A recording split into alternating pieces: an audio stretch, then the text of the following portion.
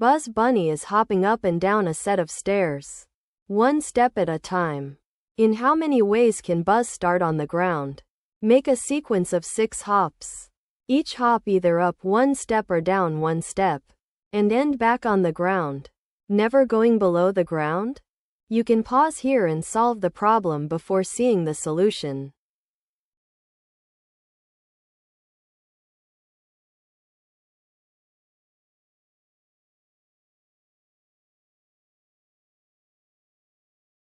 Think of each hop as a change in height.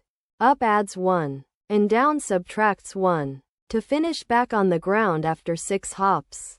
Buzz needs exactly 3 ups and 3 downs.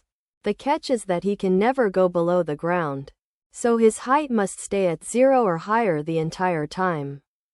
Let's draw a height chart and trace every path that stays on or above the ground. Here they come, one at a time. There they are.